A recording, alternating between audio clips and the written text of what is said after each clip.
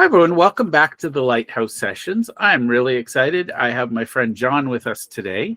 John, why don't you introduce yourself and tell my audience a tiny little bit about what you do, and we'll get into more of the fun stuff after that. Great. So my name is John Fairclough. I've started and acquired multiple businesses throughout my career.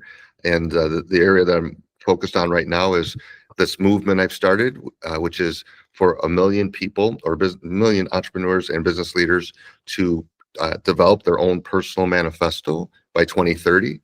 It's really exciting where it aligns somebody to have their hands do what their heart feels and what their mind thinks. And that alignment, I believe, will reduce a lot of anxiety, help people be more present at home, at the workplace, and just live a better life. So that's a big thing for me right now. I love that. And it is fascinating to me. Most of my guests, somewhere in their lives, have ran between 5 and 7 businesses. So I'm going to guess you're in that range. A little north. A little north of that.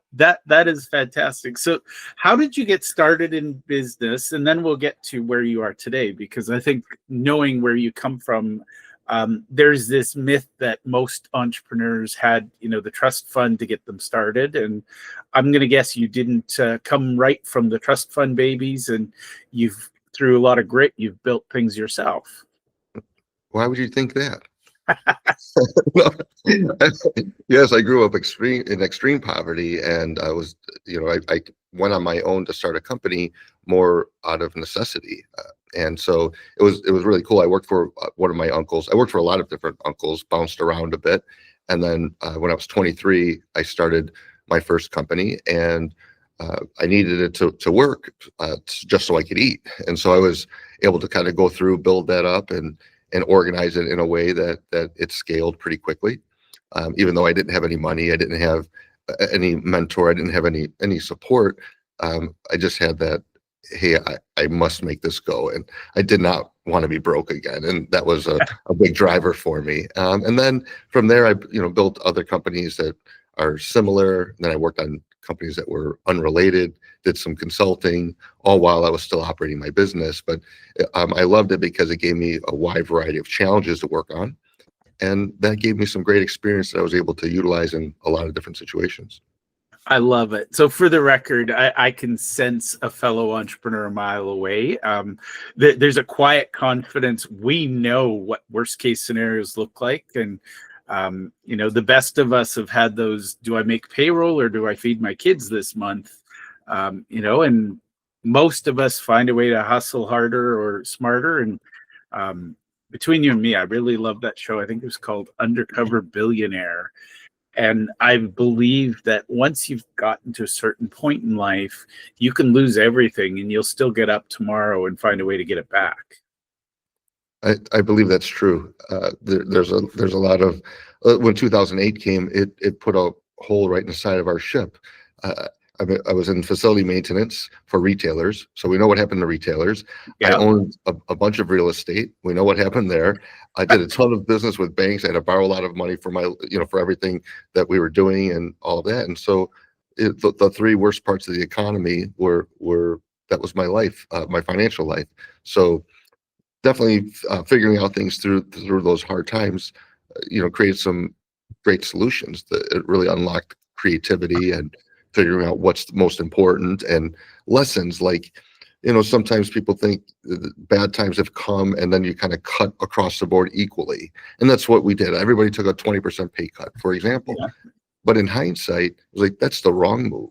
Always take care of your stars and cut the weaker contributors, because if you care about your stars, you're going to have to take care of them. But to not take care of them and make them pay a price that maybe was caused by some others and things, is that exactly fair? So it sounds fair. Everybody takes a 20% pay cut. But if we just cut the people that were not contributing, that would be more fair. And these kinds of lessons I was able to learn, but I really didn't learn it directly. I learned it because my clients wanted, we were a provider, and they wanted to cut all of us equally, but we had invested the most in the infrastructure to serve the clients. Right. It's like, you're going to cut us all equally, even though we've made this investment and others haven't. So these kinds of insights really came through the difficult times. So I'm definitely grateful for those. I love it. And, it's funny going through those little storms. I never enjoy them when they're happening, but I would never have avoided them if I could, because it's going through those storms that I look at you and I can see, confidently what you know, because you've weathered the storms and you found ways through. Anybody who's avoided all the storms, I don't trust them, because they haven't failed enough to earn their confidence, if that makes sense. Sure. Now let's pivot here, because I know you're here to talk about your book primarily, but let's talk about the 1 million Manifesto movement. What is that, and why does that matter to you personally? I believe society lies to people, and they give them these phrases like winners never quit. Right now there's a big piece that the grind, how sexy the grind is, and like, I don't think it is. I don't think that. Go ask the wife, right, of the entrepreneur that's grinding it out every day, putting in all these hours. Does she love the grind? And so I'm kind of the anti-grind movement. Get better at your job. Figure out how to get a lot better at your job, and you'll be able to spend time both with your family and with your business, and keep multiple priorities functioning at a high level. And so the movement is really to help somebody articulate their core identity, and then, like, what's their definition of a good person, and then help them go live it. And if they make more decisions, like if each of us makes more decisions that align with our own personal definition of a good man or good woman, we're going to have a lot less anxiety. We're going to have a lot more peace in our life. We're going to have a lot better alignment, have the right level of goals for ourselves in that moment. And it's just a better life. And I believe that would be a way of making society significantly stronger than it is today. I love that. And for what it's worth, I cringe at hustle culture. And, I see a lot of people that if you don't hustle, if you're not working 20 hours a day, you're not successful. And I'll share a personal story. I used to work 18 hours a day, and my wife and kids suffered for it because I was always working. And our conversations or our disagreements were always, I'm doing this for you. And my wife would say, but you're never home, so it feels like you're not doing it for us. And I realized then that my priority was not build, someday I will build $1 billion company. I just feel it's inevitable because I'm a weirdo, but not at the expense of my family.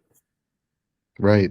And so there's times where circumstances demand. So for me, it's not a rule that I'm doing bad if I had to put in those hours. That's not equaling I'm doing bad. I'm doing what's required. However, I don't want to lose sight. And I think the grind movement, what it's done is it's found a way to justify. It gives entrepreneurs a way to justify why they're not present. Yeah. And then and it's like a get out of jail free card. Hey, I wasn't at my child's play because I had to get this done for work. And it sounds like, okay, well, that's reasonable. But how many distractions did you have during that day? How well organized were you? And there's extreme inefficiency in their workday. And then because they're extremely inefficient, that work that's required of them didn't get done, and then they had to stay late for it. And so, I'm a little bit, I kind of punish the entrepreneur in that manner. I take away their excuses. No, truly, because there's so many families that are broken because the entrepreneur who's doing things in the name of their family is actually destroying it. And I believe it's got to do with some of these phrases that people take on as mantras. Well, and I think that's where I come from, and this is now my approach to life, is build the business that serves you, not the business social media tells you need to have. I know some people, they are perfectly content. They're single, they're digital nomads, they love to travel. And I'm like, any advice for them to scale wouldn't fit what they want to do. They don't want a team. They just want to be, they're more or less freelancers. So I didn't warn you before we hit record, but I'm obsessed with personal models, mental models, frameworks. And I have a feeling you and I are going to talk about that a little bit, because I look at things and I'm going to share one of my favorites. You probably follow the Pareto principle as well, but I realize that if I go deeper and deeper and I keep going a layer deeper into Pareto, I can eliminate a lot from my day that doesn't actually impact my outcomes. And honestly, I'm anti. There's an addiction to busy right now, and I think it's to avoid sitting down and having these conversations and figuring out, what do I want to be when I grow up? Oh, I'll think about that later. I'm busy. I got to go do this, or I got to go do that. I believe a lot of it's rooted in fear. Like if I'm not accomplishing something, then maybe I'll be rejected. And so like I'm only good if I'm accomplishing. And so this busyness is this constant completion of things, or attempting to complete things, which gives people this solace like, hey, I'm doing something good. Where my experience is different. For a long time, I went along to get along and took on all the battles that were out there. Yeah. And but I never took care of the warrior that was in those wars. I didn't take care of myself. And then when I started to look at how much energy and how much of me was I giving to the people that were most important to me, I didn't like that. I didn't like coming back exhausted for the people that love me the most, that I love the most. And that gets missed. These entrepreneurs that are grinding it out, what about how much more recharged we feel when we spend time with people that love us? It's not, there's certainly a responsibility to it, but there's a good that happens to you. And don't, have so much self-inflicted punishment where you don't participate in that.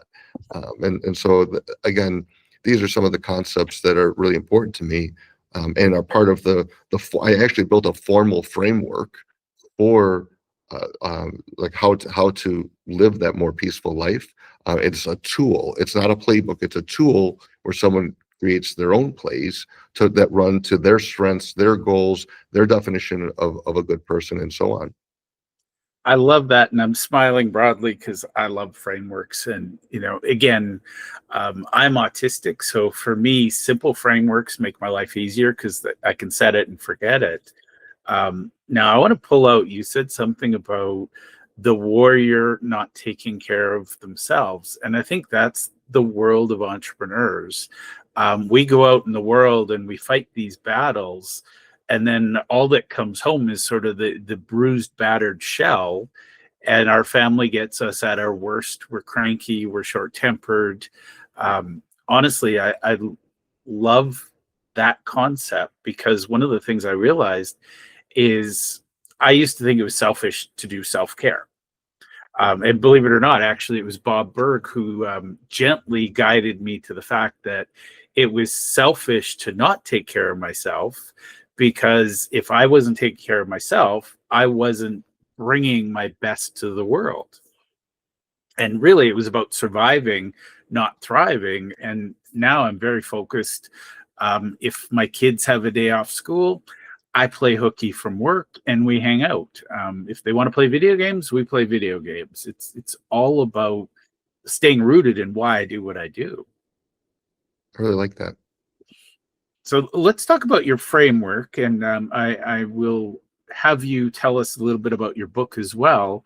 But how did you build your framework? And I'm asking as a fellow framework builder, I love hearing how other people build frameworks.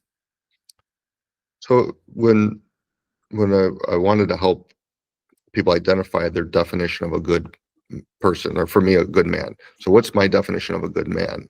And then what are all the factors? And when I ask people this question, like, hey, what's your definition of a good man? They'll say a few things, but they're kind of thinking of it on the spot, or and they'll pull out a couple of things that may be relevant to them in that moment. But what I did was I created a way that takes in it takes in many different inputs of information, and it brings it all together. And then once you have that, from that you can distill down into what that definition is. And so there's a statement, And then there's a few adjectives that support it.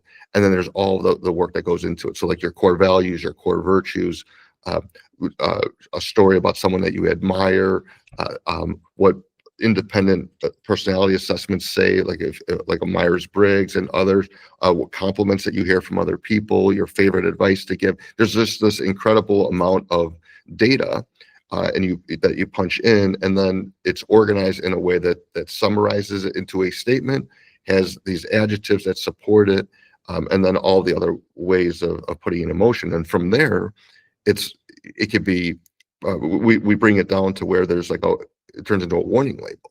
Like, here's what it's like to work with me. And if everybody just gave this to people that they're going to work closely with, we'd eliminate a lot of the friction that happens. And again, the insecurities of saying, wait, am I doing it right? Am I this or that? A lot of that goes away when you lay that out clearly in the beginning. Things such as, what are my energy zappers? When am I most productive? What's my communication style? These things are really, really helpful. And so again, I developed this way of doing it that gives somebody the long version and then this warning label to share with others, and a way to articulate themselves, that when they make a decision that goes against the grain, but they understand how it aligns with their definition of a good person, they could do it more confidently and more at ease, and defend their decision when confronted, and defend it with confidence. I love that. And I'm thinking out loud, and I'll share this. I am obsessed with those trait assessments, and it's funny because I know a lot of entrepreneurs like me, we collect them, and I used to just, oh, that's nice, it was good to know.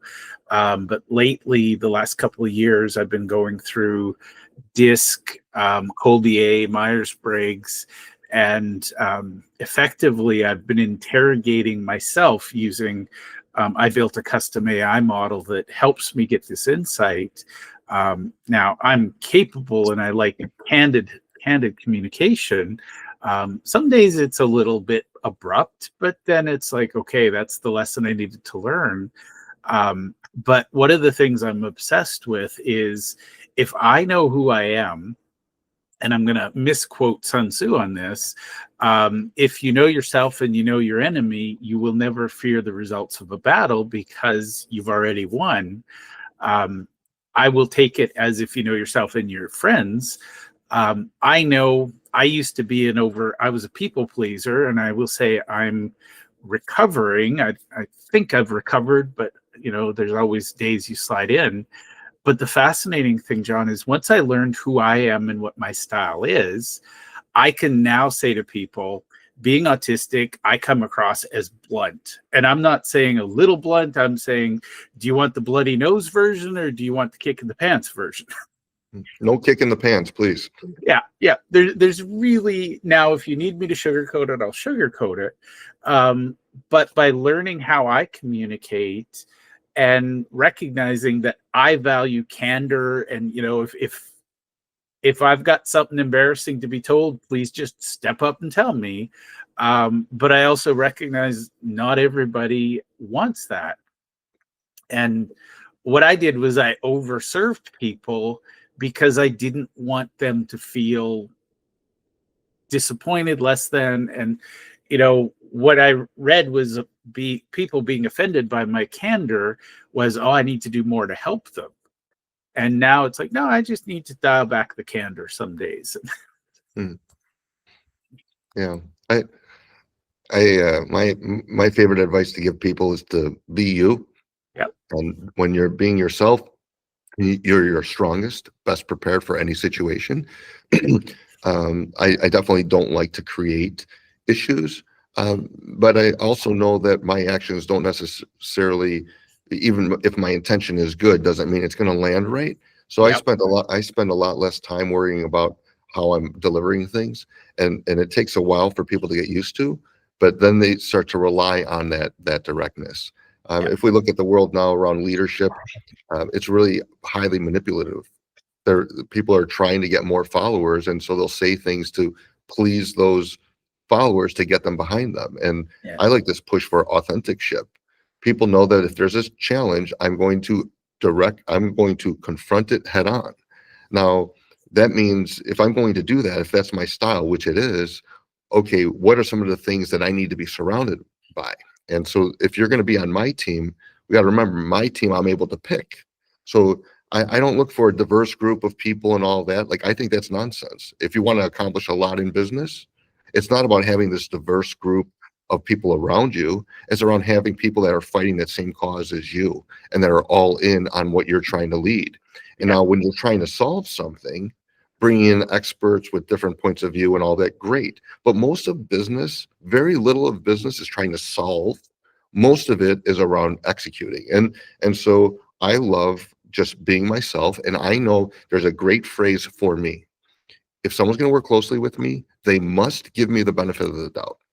If you don't give me the benefit of the doubt and I have to explain myself, I'm going to grow increasingly frustrated with you. And then I'm going to start to expose how little you know. And I'm going to be really ugly with the way that I present that, because I want their behavior to change. Yeah.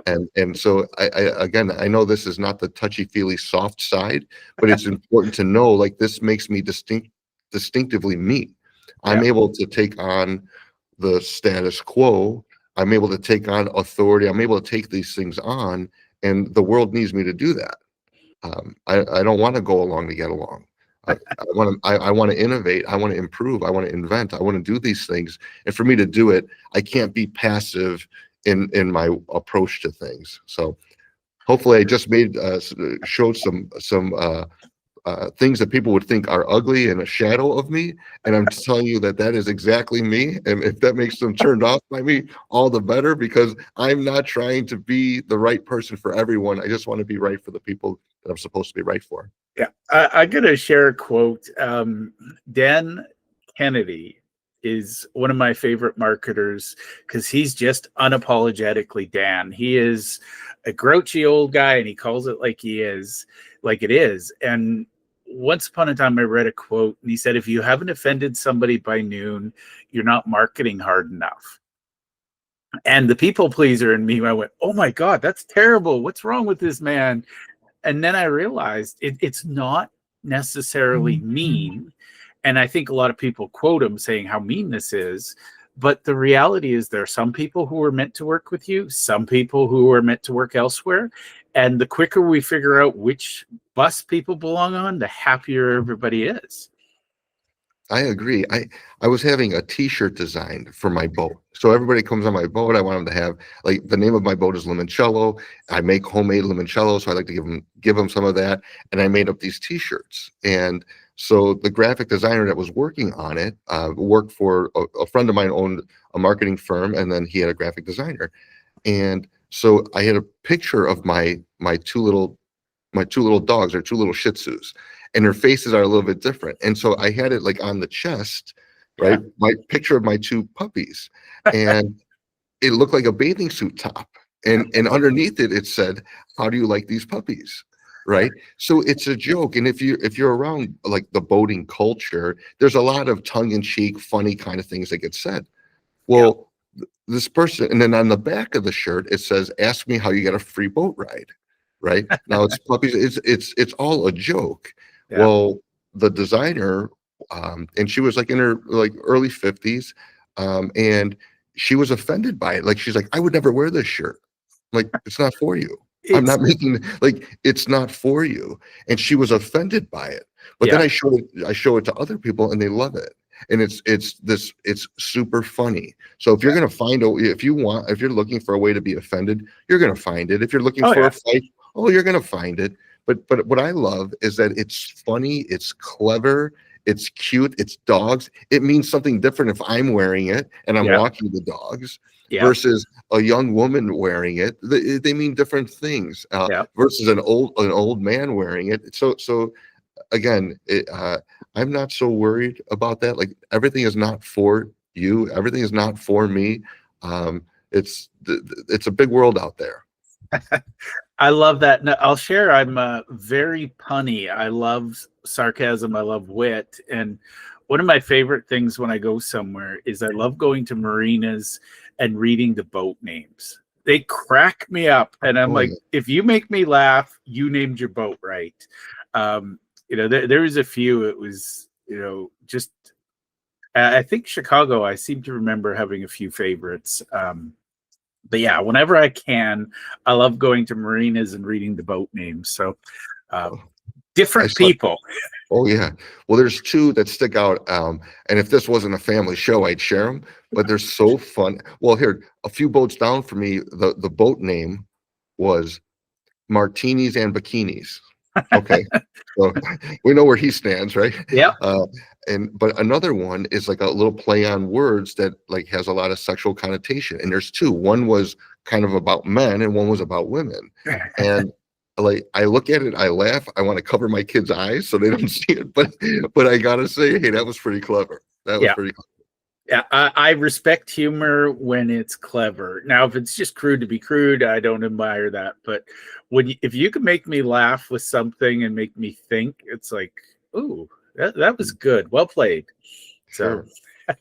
My book is loaded with those things like don't be too busy to make money, right? Your raise becomes effective when you do. If you're not going to make the right decision, you probably shouldn't be the one making the decision. So the frustrations of people not doing what I needed them to do yeah. kind of triggers my humor and gives me a way to say something quippy very, very quickly, very on point, and usually very offensive to the recipient.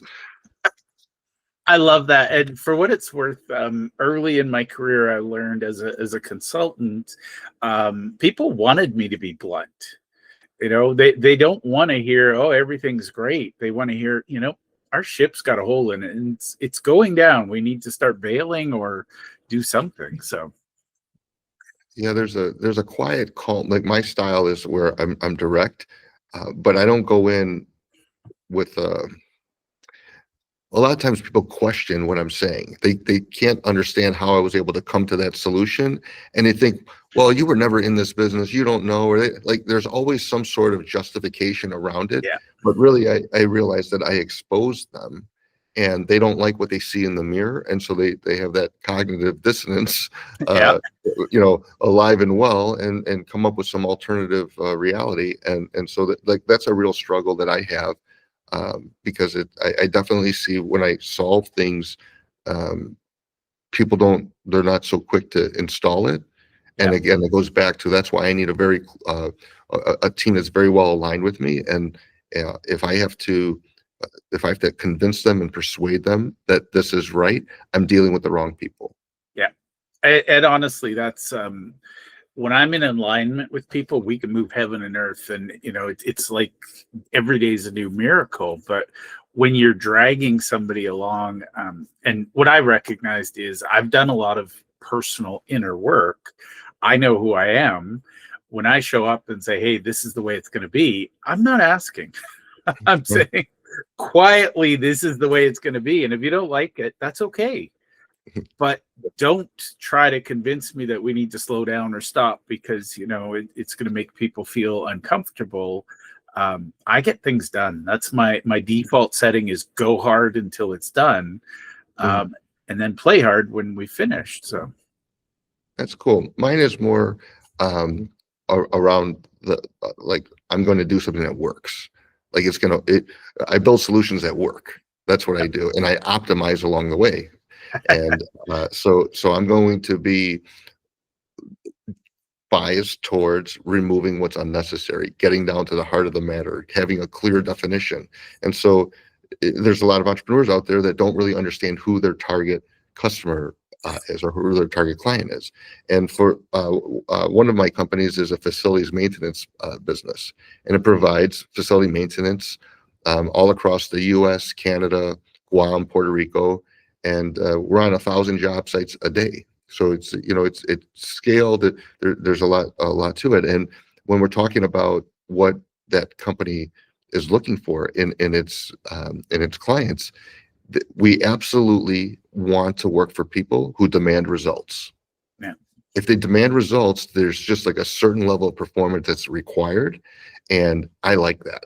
I like being held accountable like that.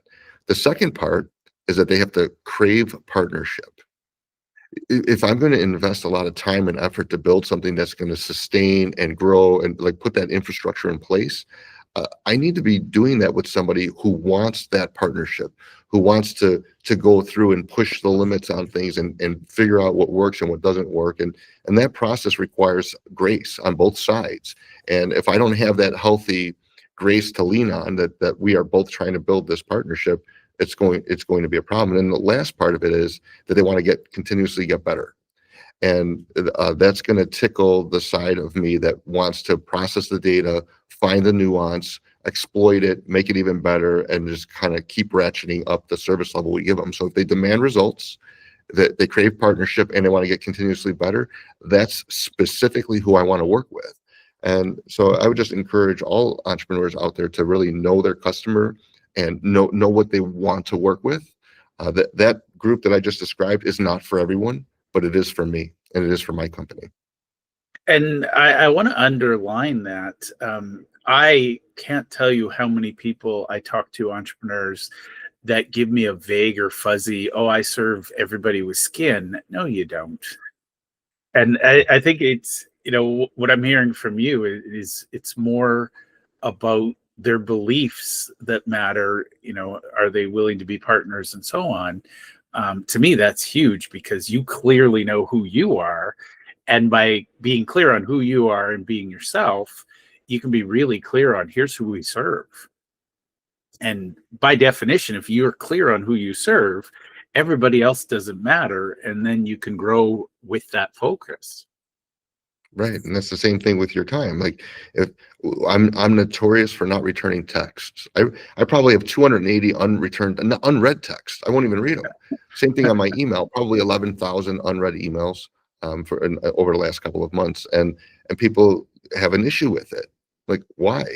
If I was responsive, now like people say, oh, you should be responsive, you should be communicative on top of these things. All of that time that I deemed all of those to be less important.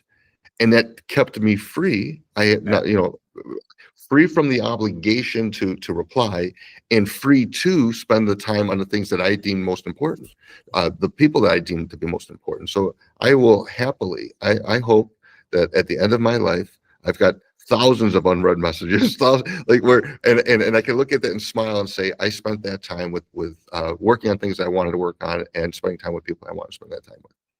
I love that. And I think one of the best pieces of advice, two good pieces of advice I've heard is, number one, be yourself, everybody else is taken. But the other one that finally landed hard with me was, every yes is a no to something else. Mm-hmm. And once you know what your yes bucket is, the no's become easy. Yeah. You're making me think about, how distinctively myself I want to be, and the byproduct of that is that I want other people to be distinctively themselves. And when I was young, I had a friend, and he was dating this girl, and they broke up, and he was all bent out of shape, and it was going on and on. And so I asked him, well, why do you want to date someone that doesn't want to date you? Right? Good question. Why would I want to work for somebody that doesn't want to work with me? Why do I want to if I have to persuade you, it's it's bad at the jump.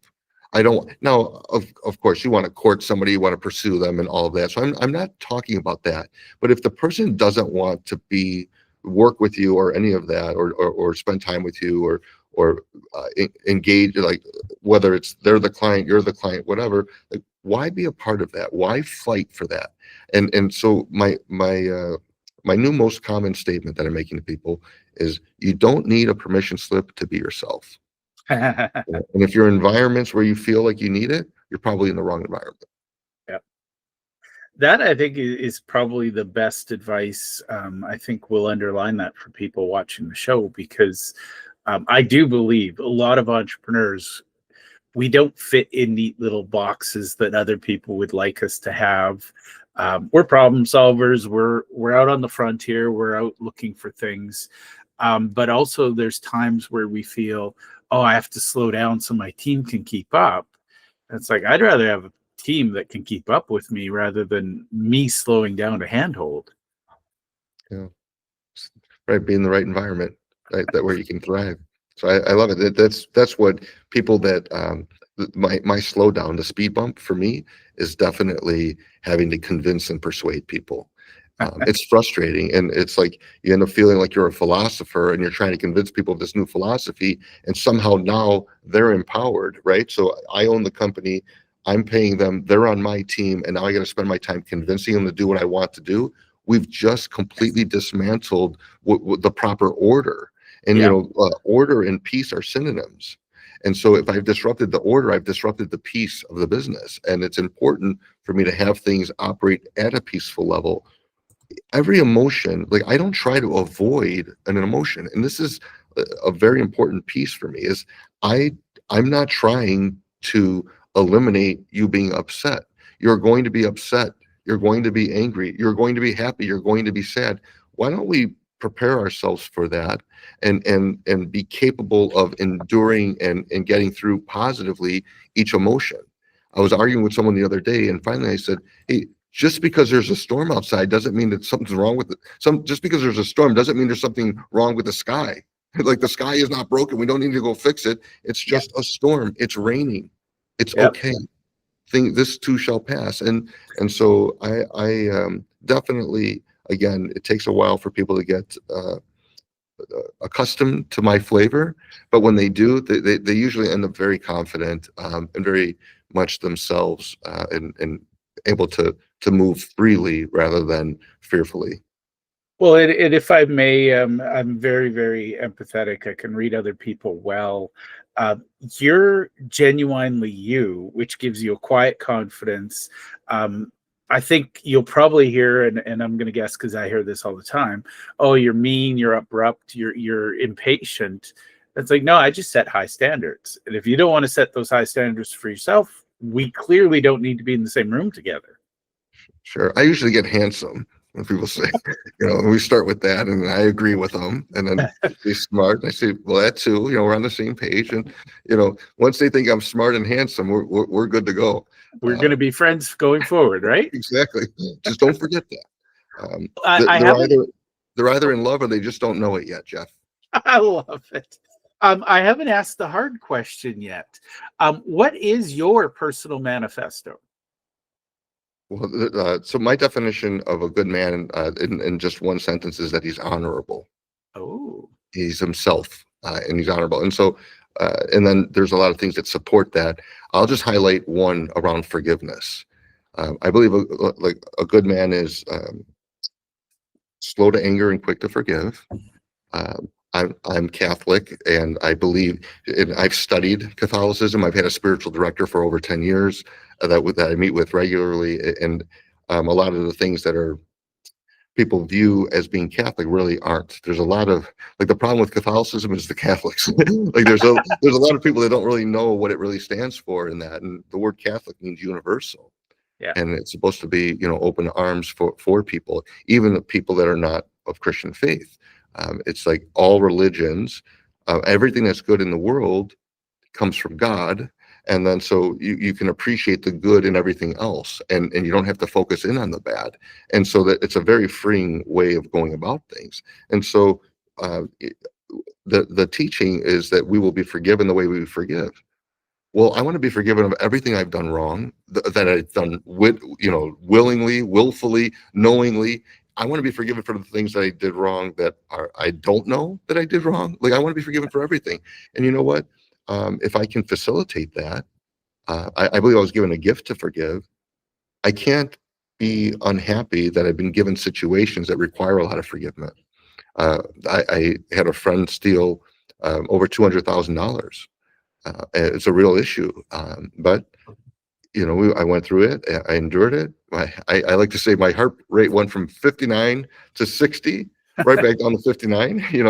Like I wasn't phased by it. I didn't turn it into, how could you steal from me after everything I've done for you? And no. He stole. Who steals? People who feel less than, right? They take so that they feel like they're whole, right? They feel like they're less than, and what that person's capable of is a lot. And then in the grand scheme of things, what am I going to do about that, and how do I want to handle it, and to forgive and to do that intentionally and confidently, great. I love that I did it. And so again, that fits my definition of a good man, right? He's honorable. He does what he believes to be right, no matter what. And so people said, well, you should have done this and you should have done that, and I can't believe you did this. Well, wait a minute, you're giving me a definition of success that is different than mine. Like for me, Yeah. I looked at it and said, he's married, and he had an ugly situation going on with his wife. He has a daughter. I didn't want the daughter to look at her father as this piece of garbage. I didn't want I was hoping that this would not lead to divorce and all the things that the ugly that kind of goes with that. And so I did the things that I thought were right. And then over time, I forgave him. I forgave him right away or early on. He stole again. And then people were like, oh, look how stupid you are. That you should have done this. And then with that added information, I realized that me helping him wasn't helping. I enabled him basically. And then that's when I turned it over to the authorities to let them handle. But it's that kind of flow that I'm comfortable with what my decision was the first time, and I'm comfortable with what my decision was the second time. And I'm not going to let somebody tell me, well, you should have done this and you should have done that. No, I should do what I think is right in that moment. And that's what I did. I love that. And, I think it sounds cliche, but the greatest gift we can give ourselves is forgiveness, whether it's ourselves or others. And I think how you do it once is how you do it always. If you're forgiving other people, you're forgiving yourself. And I'm a big fan of giving others grace. I don't know what was going on that caused them to do the thing they did, but one thing I do know is even when negative consequences come my way, it's not because somebody wanted to harm me. It's just they're trying to survive doing what they think is best. And sometimes that wave rocks my boat a little and I just need to let it pass. So, yeah, forgiveness to me is a way to say, like, let's say you wronged me, Jeff. And it's a way of me going back to you and saying, hey, Jeff, you're worth more than what you did made me feel. Or the impact of what you did had on me. Yeah. And I believe that's a beautiful, powerful thing to share with someone. You are worth more than you made me feel in that moment. You are worth more than what that cost me. And I want to make sure that you know that your dignity is preserved. And returning that to people in that manner is, I believe it's one of the most powerful things that we can do. It's like literally we're making something out of nothing. We're taking something that's ugly and broken and bad and saying we're going to create something good out of here. That's the way I approach forgiveness. I certainly don't like it when people wrong me. I'm not looking for it to happen. Yes, let's be clear. Yes. But when it does happen, I try to do the best I can with it. And other people do it, I might immediately move it over to the authorities. Like I don't feel bound that, hey, I have to forgive in this manner. I want to do what I believe is to be in the best interest of that other person. And I believed that doing this was the best for him. When he continued to do it, I realized that I was not helping, I was enabling, and that was something I was incapable of teaching and helping with. And I had to turn it over to the proper people to do it. And that's what I did. I love that approach. And I think, people learn the lessons they need when they need it. Now I could talk to you all day. You are a fascinating guy, and I think you and I share a lot of ideas. Where can people find you, connect with you, get to know more about what you're doing, and your book as well as your movement? I think are the things I want to highlight for our listeners. Great, thank you. Well, LinkedIn is always easy. That's a fantastic spot. I started a YouTube channel, and in like 40 days, I went from 3,700 subscribers to like 80 some odd thousand. We're growing at an incredible clip. So it's really powerful. Yeah, we're going to get our first button here in a couple of days. Ooh, and that's nice. John Fairclough. And then at johnfairclough.com, our website's being rebuilt right now, but that should be launching here within the next couple of weeks. And we're going to put a bunch of announcements out there. I love it. Well, you now have 82,001. I just subscribed, so thank you. Thank you. I love it. Well, thank you very much for being on the show and sharing your story with me, because I think our audience needs to understand how powerful it is to be clear on who we are. Great. Thank you, Jeff.